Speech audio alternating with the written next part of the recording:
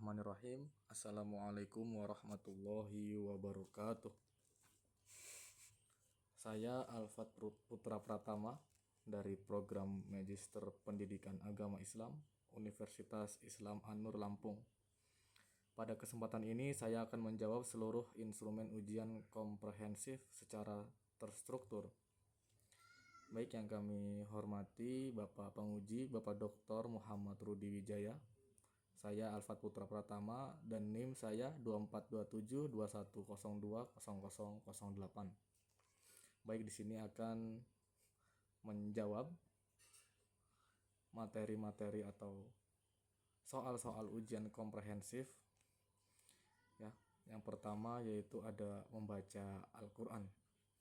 Saya memilih surat Luqman ayat 13 sampai 14. A'udzu billahi minasyaitonir rajim.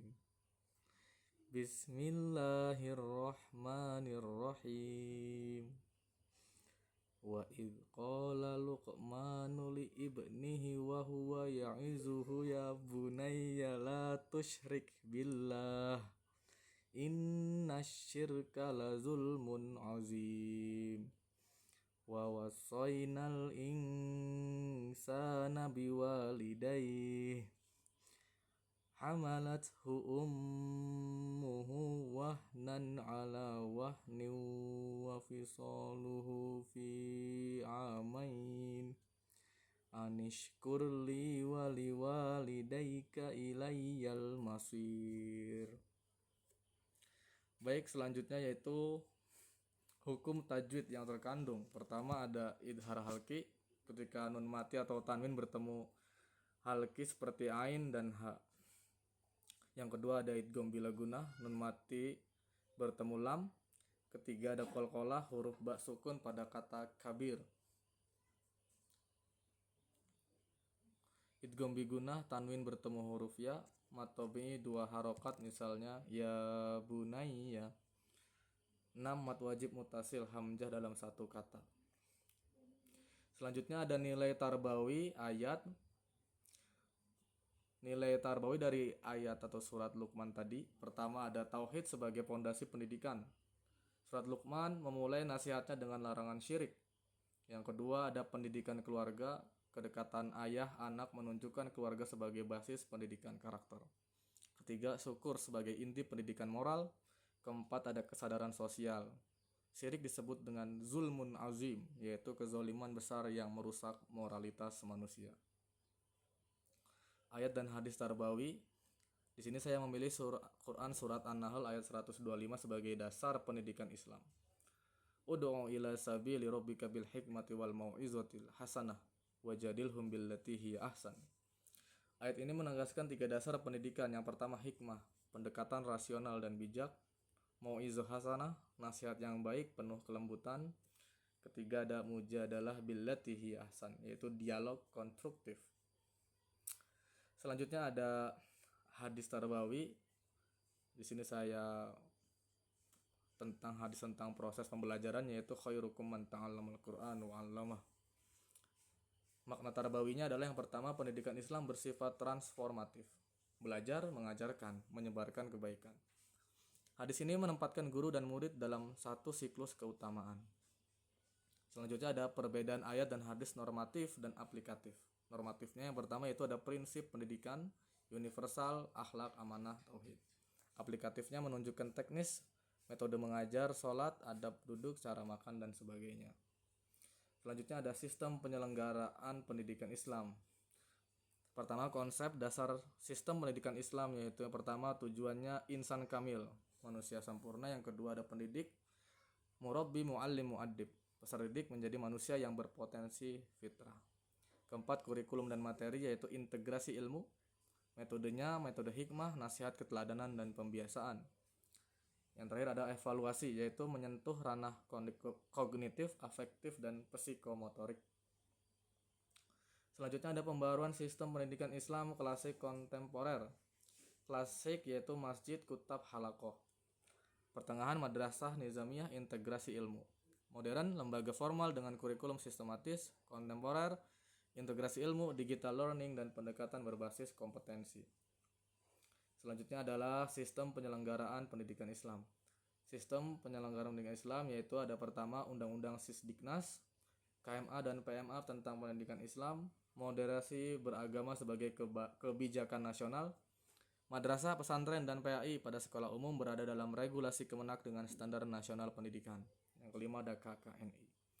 Selanjutnya yaitu tantangan pendidikan Islam di era modern. Yang pertama ada transformasi digital.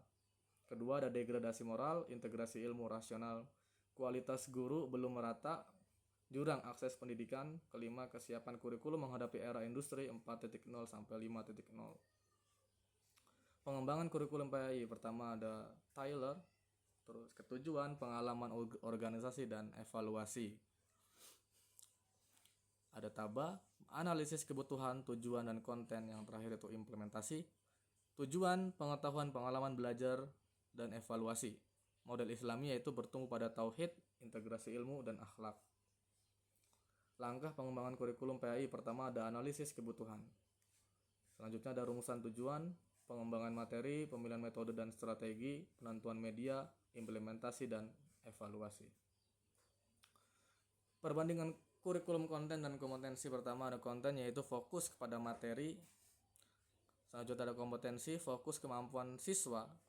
Itu apa saja ya, sikap, keterampilan dan pengetahuan. Strategi dan metodologi PAI. Pertama ada perbedaan pendekatan strategi dan metode. Pendekatan sudut pandang. Strategi, rencana umum pembelajaran. Metode adalah teknik implementasi seperti ceramah, diskusi dan demonstrasi. Penerapan PAIKEM dalam PAI yaitu pertama ada kegiatan aktif, kreatif dan kolaboratif. Diskusi kelompok, proyek dan role play. Pembelajaran yang menumbuhkan nilai Islam melalui pengalaman. Contoh PBL dalam PAI, pembelajaran based learning. Yang pertama, guru memberi masalah, siswa menganalisis dari perspektif akhlak Islam, menemukan dalil Quran hadis, merumuskan solusi, presentasi, refleksi. Bahasa Arab. Di sini saya akan membacakan bahasa Arab ya.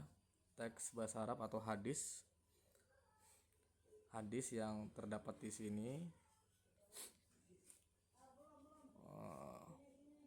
Daud bin Suwar wa huwa Daud Abu Qala Hamzah Abi Suwar an Ismail haddasana yani Hisham ibnu Muammil haddasana an Abi an Syu'aib ni Umar an Sayr fil Mazani Hamzah Abu Qala qala Rasulullah sallallahu alaihi wasallam muru auladakum bisolat wahum abna'u sab'i sinin wadribuhum 'alaiha wahum abna'u 'ashrin wa farqu bainahum fil madaji'i. Sunani Abu Daud. Makna hadis tersebut memuat yaitu perintah membiasakan sholat pada usia 7 tahun, boleh diberi disiplin lembut pada usia 10 tahun jika belum sholat. Memisahkan tempat tidur sebagai pendidikan adab dan menjaga moralitas anak. Nilai tarbawinya itu pembiasaan dini, pendidikan moral, tanggung jawab orang tua, dan penjagaan akhlak. Selanjutnya ada bahasa Inggris. Islamic education emphasizes moral education, focusing on values such as empathy, relation, gratitude, and compassion. These values are embedded in daily activities like ritual worship, Quran recitation, and charitable etc. The story of prophet in the Quran also provide principles for moral education, such as kindness, logical reasoning, and patient parent play a crucial role as the primary educators. Instilling Islamic values through ritual practice, storytelling, ethical guidance, habits formation, and role modeling, this family-based approach is essential, especially in rural areas with limited access to formal religious. Paragraf tersebut menjelaskan bahwa pendidikan Islam menekankan pembentukan moral seperti empati, ketangguhan, syukur, dan kasih sayang. Nilai ini dilatih melalui ibadah harian dan kegiatan Qur'ani. Kisah Nabi menjadi sumber nilai moral seperti kesabaran dan berpikir logis.